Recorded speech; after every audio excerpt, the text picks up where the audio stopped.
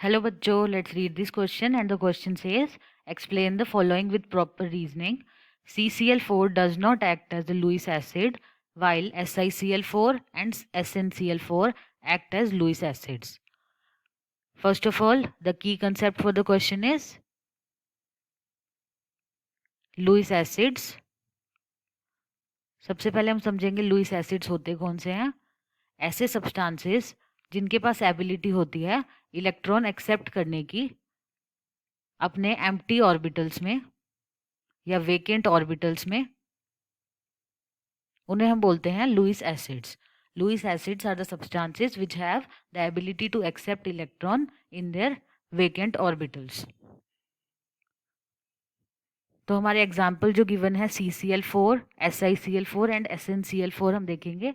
CCl4 जो molecule है उसमें हमारा कार्बन मॉलिक्यूल के पास d ऑर्बिटल प्रेजेंट नहीं होता, यानी कि due to the absence of d orbital it cannot expand its octet.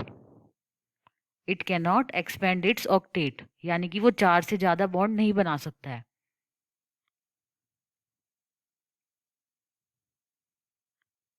चार से ज़्यादा बॉन्ड नहीं बना सकता है यानी कि उसके पास एम्प्टी ऑर्बिटल प्रेजेंट नहीं है जिसमें वो इलेक्ट्रॉन एक्सेप्ट कर सकता है. दैट्स वाई वो एक लुईस एसिड का काम नहीं कर सकता. तो सबसे पहला एग्जाम्पल जो हमें गिवन था CCl4 का, उसका रीज़न क्या है?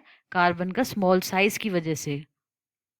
It do not have d orbital, जिसकी वजह से वो अपना ऑक्टेट को एक्सपेंड नहीं कर सकता. Can not form more bonds than 4. 4 से ज़्यादा बॉन्ड नहीं बना सकता है, इसलिए वो लुईस एसिड का काम नहीं कर सकता है. वेयर एज SiCl4 और SnCl4 हमारे लुईस एसिड्स का काम कर सकते हैं बिकॉज उनके पास d ऑर्बिटल प्रेजेंट होता है. SiCl4 में हमारा 3d ऑर्बिटल एंड SnCl4 में 4d ऑर्बिटल अवेलेबल रहता है. एम्प्टी ऑर्बिटल्स इनके पास होते हैं जहाँ पर ये इलेक्ट्रॉन एक्सेप्ट कर सकते हैं दूसरे मॉलिक्यूल से, इसलिए ये दोनों लुईस एसिड्स का काम कर सकते हैं. आई होप आप सबको समझ में आया होगा. Best of luck.